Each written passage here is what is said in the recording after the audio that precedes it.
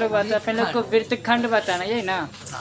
तो वृत्तखंड होगा क्या, तो ध्यान दो। पहले का कल जो पढ़े थे त्रिखंड था, नहीं तो दूगो त्रिज्या और संगत चाप, दो त्रिज्या और उसके संगत चाप से घिरे क्षेत्र को त्रिज्यखंड कहते हैं, यही ना।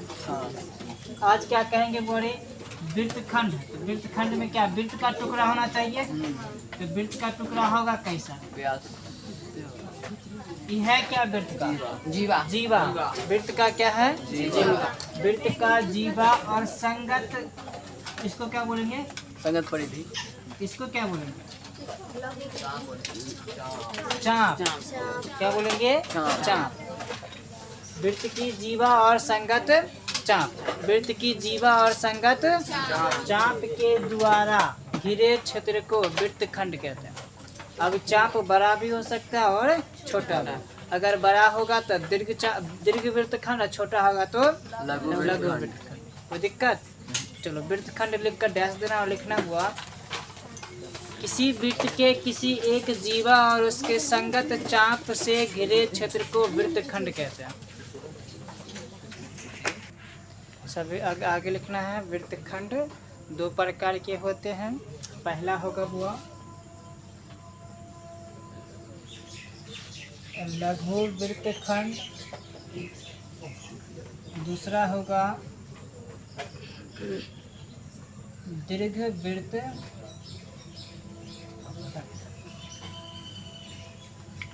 लघु वृत्तखंड लिखकर डाल देना सभी लोग।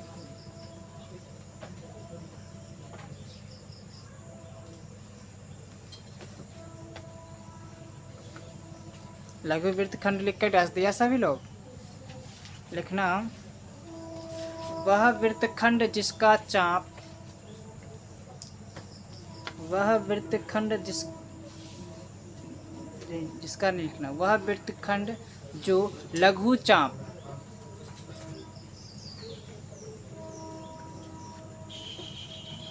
वह वृत्तखंड जो लघु चाप और जीवा से घिरा होता है, और जीवा से घिरा होता है, लघु वृत्तखंड कहलाता है। लघु चाप और जीवा से घिरा होता है, लघु वृत्तखंड कहलाता है। चलो बात, दीर्घ वृत्तखंड लिखकर डाल देना और लिखना, वह वृत्तखंड जो दीर्घ चाप और जीवा से घिरा होता है, दीर्घ चाप और जीवा से घिरा होता है, दीर्घ वृत्तखंड कहलाता। तो वो लोग देखे हैं, यह एक प्रकार का वृत्त, यहाँ पर मान लेते हैं ए, यहाँ पर मान लेते हैं बी। अगर वृत्त के परिधि होकर के जाएंगे तो वृत्त का जीवा हो जाएगा। तो सीधे चल जाएंगे वो न्यूनतम दूरी लेंगे तो वृत्त का जीवा हो जाएगा। ये क्या कहते हैं, चाप हो जाएगा ना। और ये वाला जीवा, ये वाला चाप और ये वाला जीवा। अच्छा, इधर से जाएंगे तो चाप, दीर्घ चाप, दीर्घ चाप। कौन सा चाप हुआ, दीर्घ चाप। ई हुआ जीवा, जीवा। दीर्घ चाप और जीवा के साथ बनाएगा तो दीर्घ वृत्त। लघु चाप और जीवा के साथ बनाएगा तो लघु वृत्त। हम कहते हैं इसको काट के हटा देते हैं। ये कौन सा वृत्त हुआ, दीर्घ वृत्त। क्या है, दीर्घ वृत्त नहीं है, दीर्घ वृत्त खंड। क्या है, दीर्घ वृत्त। ये छोटका भाग को बना लेते हैं यहाँ पर, इसका नाम लघु खंड। लघु वृत्तखंड ना। चलो दोनों फोटो बना लो अलग अलग। चलो बोले, तो अभी तक अपने लोग वृत्तखंड, त्रिज्यखंड और कुछ पढ़े हैं।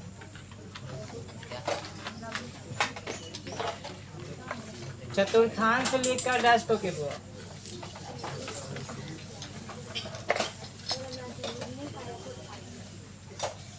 चतुर्थांश,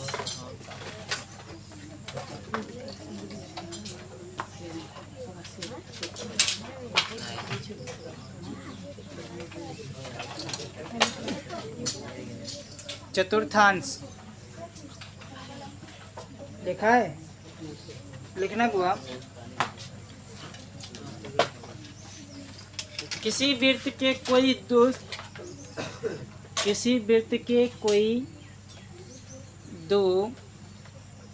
व्यास, किसी वृत्त के कोई दो व्यास एक दूसरे को लंबवत प्रतिच्छेद करता हो तो, एक दूसरे को लंबवत प्रतिच्छेद करता हो तो, लंबवत प्रतिच्छेद करता हो तो वो दोनों व्यास, वह दोनों व्यास, चाहे वो दोनों व्यास वृत्त को समान 4 भागों में विभाजित करता है, वृत्त को समान 4 भागों में विभाजित करता है। प्रत्येक भाग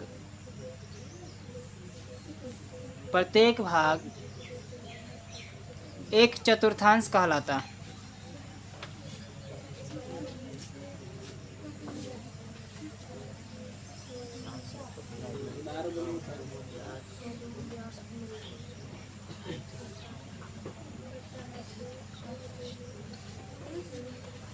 चलो देखते हैं बुआ, एक वृत्त है, इसका तो इसमें कै गो व्यास होगा बुआ? वृत्त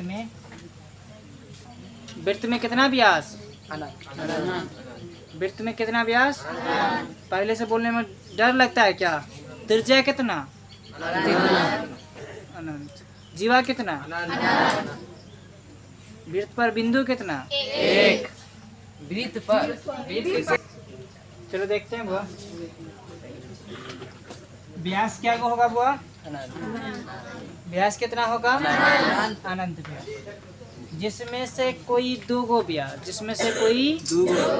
व्यास एक दूसरे को क्या करेगा? लंबवत प्रतिच्छेद करेगा। क्या करेगा बुआ? लंबवत प्रतिच्छेद करेगा। वृत्त में कितना व्यास बुआ? अनंत। अच्छा, वृत्त का कोई दो व्यास जब एक दूसरे को लंबवत प्रतिच्छेद करेगा, व्यास तक के अंदर से ही जाएगा ना? ठीक है, चलो देखते हैं बुआ। लंबवत प्रतिच्छेद करेगा। वृत्त में वैसे कई व्यास होता है, ठीक है, लेकिन इसमें से दो व्यास कुछ ऐसा होगा जो क्या करेगा? लंबवत प्रतिच्छेद करेगा। ठीक है, लंबवत प्रतिच्छेद करने वाला कई व्यास होगा, लेकिन हम उसमें से कोई दो ले लिया।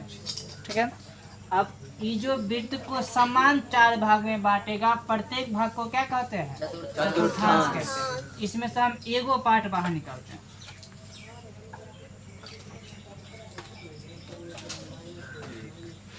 तो यह क्या हो जाएगा बोले? चतुर्थांश। चतुर्थांश तब ये बोल सकते हैं जब इसका आंतरिक कोण 90 डिग्री का।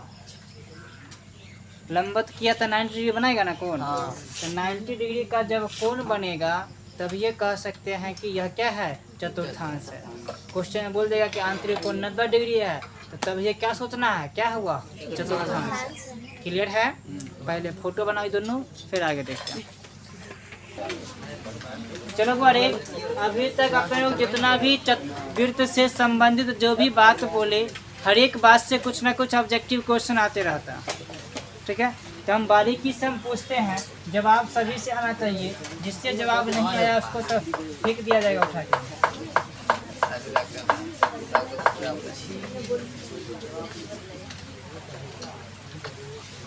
पूछे क्वेश्चन? हाँ। वृत्त कैसा आकृति है? गोलाकार आकृति है। ठीक है, गोलाकार नहीं है, वह समतल आकृति। समतल मतलब नहीं अभी बताया। गोलाकार मतलब 3D बनेगा, गेंद के जैसा। गेंदे ना? गेंद कैसे हो जाए? अरे फोटो गेंद में तब ना लगता है समतल। अरे गेंद देखो, यहाँ बनाते हैं गेंद का फोटो, थोड़ा सा बनेगा नहीं लेकिन वैसे। ठीक है, वृत्त का फोटो बनाते हैं। मतलब गेंद जो होगा चारों तरफ होगा, लेकिन वृत्त एक समतल सतह पर ही खींचा जा सकता है, जिसमें लंबाई होगी और चौड़ाई, लेकिन इसमें ऊंचाई नहीं। लेकिन गेंद में लंबाई, चौड़ाई और ऊंचाई तीनों होता। क्वेश्चन पूछा जाएगा ऐसा, वृत्त कैसा आकृति? गोलाकार समतल।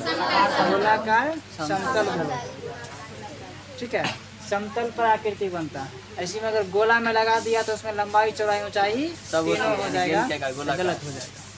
क्लियर है? चलो, गोला में गोला। वृत्त के त्रिज्या और संगत चाप से घिरे क्षेत्र को क्या कहते हैं? वृत्तखंड, त्रिज्यखंड, उसके बाद क्या कहते हैं? क्वेश्चन वृत्त के दो त्रिज्या और उसके संगत चाप से घिरे क्षेत्र को क्या कहते हैं? त्रिज्यखंड कहते हैं। वृत्त के जीवा और उसके संगत चाप से घिरे क्षेत्र को क्या कहते हैं? वृत्तखंड कहते हैं। ऐसा ऑब्जेक्टिव क्वेश्चन आएगा, ठीक है। इसके बाद क्या बोले, इसके बाद क्वेश्चन रहेगा ये कि वृत्त का व्यास होता है अनंत या फिर समान। वृत्त का व्यास होता है त्रिज्या का दुगुना, ऑप्शन में दिल है तो ऑप्शन के हिसाब से लगा नहीं, तो क्वेश्चन हम क्या बोले, वृत्त का व्यास होता है कितना। इसी में कह देंगे वृत्त में व्यास होता है, वृत्त में अनंत व्यास होता है, वृत्त का व्यास होता है त्रिज्या का। बात समझ में आया? चलो, इसके बाद क्वेश्चन दूसरा टाइप का अर्धवृत्त का कोण होता है। अर्धवृत्त का कोण 90 डिग्री। याद रहेगा? Yes, sir. अर्धवृत्त की अर्ध नहीं, वृत्त के केंद्र पर कोण बनता है 360 डिग्री का कोण बनता है। वृत्त के केंद्र पर कोण बनता है 360 डिग्री। इसी में दूसरा क्वेश्चन है, यदि किसी त्रिज्यखंड का आंतरिक कोण, यदि किसी लघु त्रिज्यखंड का आंतरिक कोण थीटा है तो दीर्घ त्रिज्यखंड का आंतरिक 360 माइनस थीटा। 360 minus theta. अगर थीटा दिल लगा तो 300, अगर दीर्घ लघु का दिल लगा तो दीर्घ में 360 माइनस थीटा कर देंगे। अगर दीर्घ का दिल लगा तो लघु के लिए 360 माइनस थीटा कर, दोनों के लिए एक के रंग होता है। ध्यान देना, दोनों के लिए एक रंग कैसे होगा। ये त्रिज्यखंड है, कौन सा त्रिज्यखंड है? ये दीर्घ है। यहाँ से यहाँ थीटा दिया तो यहाँ से यहाँ क्या होगा 360 माइनस थीटा। क्लियर है? तो देखना थीटा दिया किधर है, लघु में कि दीर्घ में। अगर लघु में दिल है तो दीर्घ में इसको ले जाएंगे, अगर दीर्घ में दिल है तो लघु में। कोई दिक्कत? तो ऑब्जेक्टिव क्वेश्चन अब बन जाना चाहिए सभी से। इसके बाद जो ऑब्जेक्टिव क्वेश्चन आता है वह कुछ फार्मूला से होती है और कुछ फार्मूला का उपयोग करके होती है, ठीक है। तो सबसे पहले तो आप लोग चलेंगे वृत्त पर। अब जैसे जैसे हम लिखाते गए हैं वैसे वैसे फार्मूला भी लिखाते जाएंगे। तो सबसे पहले हमने वृत्त लिखाया था, हाँ चलो। तो वृत्त लिखना हुआ सूत्र, सूत्र सबसे पहला लिखना हुआ वृत्त, सबसे पहला वृत्त इसमें 1 नंबर में लिखना।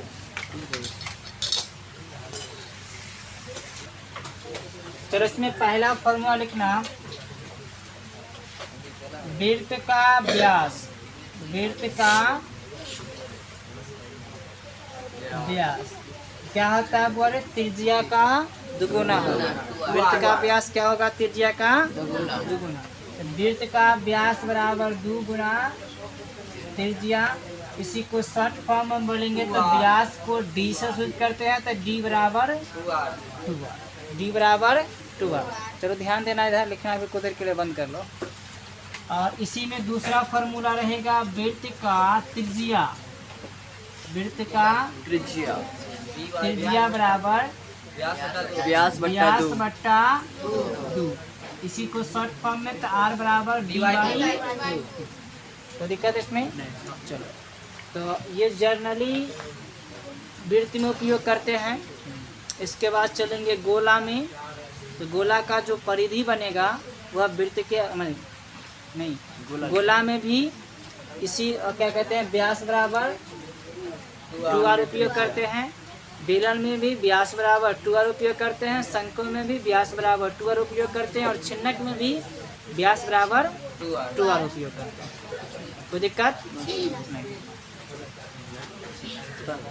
तो जितना आप लोग पढ़ेंगे उस सभी में व्यास का और त्रिज्या का एक एक फॉर्मूला होगा, इसीलिए हम अभी लिखा दे रहे हैं, भविष्य में नहीं लिखाएंगे। लिख ले। और देखो ना, तीसरा फॉर्मूला वृत्त का परिधि। वृत्त का परिधि बराबर होता है 2 पाई आर। ठीक है, परिधि को बड़े सी से सूचित करते हैं, सर्कमफेरेंस बोला जाता है। हो गया, 2 गुणे व्यास बराबर 2 पाई आर। यहाँ से अगर हमको त्रिज्या निकालना है तो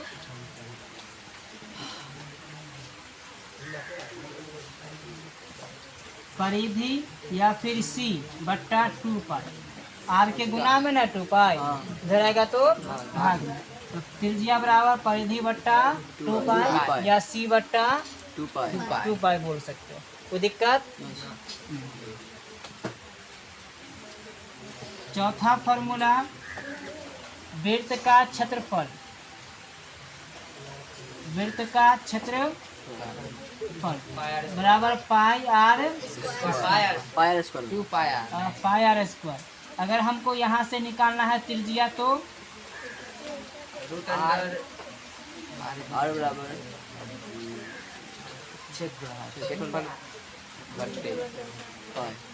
क्षेत्रफल बट्टा पाई, इसका रूट के अंदर। कोई दिक्कत।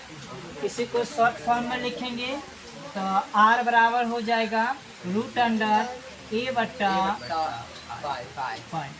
कोई दिक्कत नहीं है ना। चलो अब इसी में चलते हैं बड़े, जब ये जो अपने लोग किसके लिए वृत्त के लिए आए, इसी में एक और आता है, दूसरा हम हेडिंग देते हैं वृत्ताकार वलय। वृत्ताकार वलय। अब वृत्ताकार वलय क्या होता है, तो ये वृत्त के अंदर वृत्त, वृत्त के अंदर वृत्त, जिसको आप लोग रिंग बोलते हैं। रिंग में देखते हो कुछ ना कुछ मोटाई तो होता होगा ना, लेकिन एक वृत्त के आकार का। इसका बाहरी त्रिज्या को मान लेते हैं कैपिटल आर, आंतरिक त्रिज्या को स्मॉल। तब यहाँ देखते हैं गुआरी, इसका पहला फॉर्मूला वृत्ताकार वलय। अब यहाँ पर इसका व्यास और परिधि, व्यास और त्रिज्या कैसे निकालेंगे। जब बाहर से चलेंगे तो कैपिटल आर का उपयोग करेंगे, बाहरी त्रिज्या व्यास का उपयोग करेंगे। जब अंदर चलेंगे तो आंतरिक त्रिज्या और व्यास का उपयोग करेंगे। तो वृत्ताकार वलय का बाहरी व्यास, इसको कैपिटल डी मान लेते हैं। बाहरी त्रिज्या लिखिए। बाहरी व्यास कैपिटल डी मान लेते हैं, तो 2 गुना कैपिटल त्रिज्या, यहाँ पर कैपिटल। कोई दिक्कत, या कैपिटल डी बराबर 2 कैपिटल आर बोलो, या फिर बाहरी व्यास बराबर 2 गुने त्रिज्या। त्रिज्या नहीं, यहाँ पर बाहरी त्रिज्या है।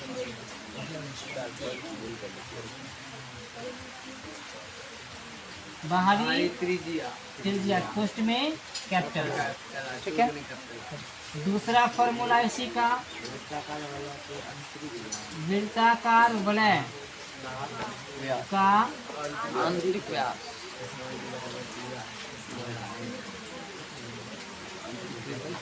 आंतरिक व्यास ना स्मॉल डी हो जाएगा बराबर 2 गुने आंतरिक त्रिज्या स्मॉल आर। आंतरिक त्रिज्या स्मॉल आर। स्मॉल।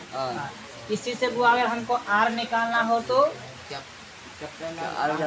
बाहरी के लिए बाहरी व्यास बट्टा 2, आंतरिक त्रिज्या निकालना हो तो आंतरिक व्यास बट्टा 2।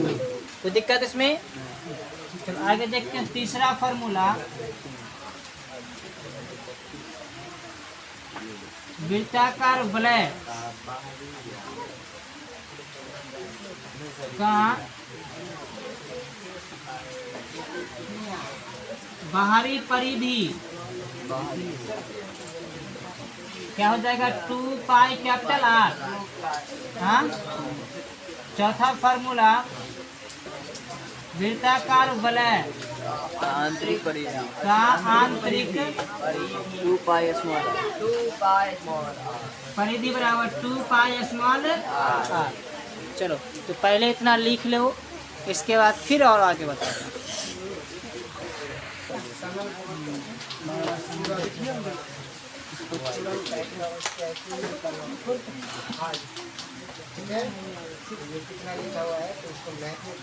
चलो फार्मूला नंबर बोले 3 नहीं 5। वृत्ताकार वलय का मोटाई बराबर capital R minus small R. बड़का आर में से छोटका आर घटा लेंगे तो यही कितने मोटाई से पता ही चल जाएगा। इसके बाद फार्मूला नंबर 6 वृत्ताकार वलय का क्षेत्रफल बराबर pi capital R square minus ये कैसे हुआ तो बाहरी के लिए capital R square minus small pi common ले लेंगे बुआ, नहीं आ गया। ये दो आरो लिख लो। और 1 डिग्री बराबर कितना मिनट?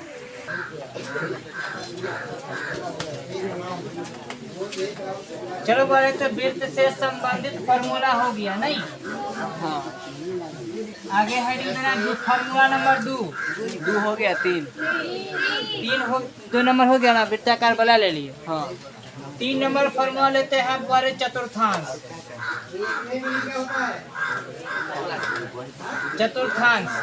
चतुर्थांश तो ज्यादा हो गया नंबर। अर्धवृत्त इंटू में डाल ले। अर्धवृत्त चतुर्थांश अलग, अर्धवृत्त अलग। अर्धवृत्त तो पहले वृत्त पढ़े फिर वृत्ताकार वलय पढ़े, अब अर्धवृत्त का फॉर्मूला देखते हैं। जैसे जैसे आगे बढ़ते जाएंगे फॉर्मूला बदलते जाएगा। तो अर्धवृत्त है तो बताओ वृत्त का त्रिज्या अगर 2 सेंटीमीटर, वृत्त का त्रिज्या कितना है 2 सेंटीमीटर, तो अर्धवृत्त का त्रिज्या कितने होगा 2/2 1 सेंटीमीटर। बोलो 1 सेंटीमीटर 2 से भाग दे देंगे। अर्धवृत्त का त्रिज्या 2 सेंटीमीटर, अर्धवृत्त का त्रिज्या दोनों एक ही बात बोल रहे। अरे वृत्त का त्रिज्या 2 सेंटीमीटर, तो अर्धवृत्त का त्रिज्या कितना 1 सेंटीमीटर त्रिज्या। हाँ 2 से भाग न देंगे। अच्छा बारे हम बोले थे कि फार्मूला सब में एक के गोला लगेगा, ठीक है। दूसरी बात अर्धवृत्त का भी त्रिज्या और वृत्त का भी त्रिज्या दोनों एक ही समान होगा। क्षेत्रफल में उसकी परिवर्तन हो जाएगा और परिधि में परिवर्तन, और बाकी कुछ में परिवर्तन नहीं है। इसका पहला फार्मूला। अच्छा अर्धवृत्त का व्यास क्या होगा? अर्धवृत्त का व्यास क्या होगा 2r। दोनों का वृत्त का मतलब जितना है सबका वृत्त के जैसा होगा, व्यास और त्रिज्या, ठीक है। उसका हम फॉर्मूला नहीं लिखेंगे लेकिन पूछेंगे जरूर, ठीक है। अर्धवृत्त का परिधि, अब बताओ वृत्त का परिधि 2 पाई r, तो अर्धवृत्त का परिधि 2 पाई r/2 भाग दे देंगे। अर्धवृत्त का परिधि 2 पाई r होता है ना, तो अर्धवृत्त का परिधि पाया नहीं। बड़े अर्धवृत्त कुछ ऐसा होता है, तो पूरा वृत्त का परिधि 2 पाई r, पूरा वृत्त का परिधि 2 पाई r। तो अर्धवृत्त के लिए क्या करेंगे 2 से भाग दे देंगे तो आधा हो गया, तो पाई r बच गया। लेकिन हमारा ये तो बचले ना है रे, एगो आर ने तो 2 आ, तो ऐसे पाई r प्लस 2r। इसी में से बोले अगर हम कॉमन ले लेंगे r, क्या कॉमन ले लेंगे r, तो pi plus 2r, r into pi plus 2, r into pi plus 2 गुना करें तो फिर 2r तय हो जाएगा। हो गया। अच्छा, इसका क्षेत्रफल क्या हो जाएगा? अर्धवृत्त का क्षेत्रफल, तो वृत्त का क्षेत्रफल कितना? पाई आर स्क्वायर बट्टा 2। कोई दिक्कत? चलो, अर्धवृत्त का परिधि हो गया, अर्धवृत्त का क्षेत्रफल हो गया, और कुछ नहीं, बस इतना लिख लो। फिर बाकी क्लास अगले दिन चलेगा। और यहाँ पर हेडिंग देके छोड़ दो, फार्मूला नंबर 4। चतुर्थांश हो गया ना? नहीं हुआ? नहीं हुआ। फार्मूला नंबर 4 में चतुर्थांश,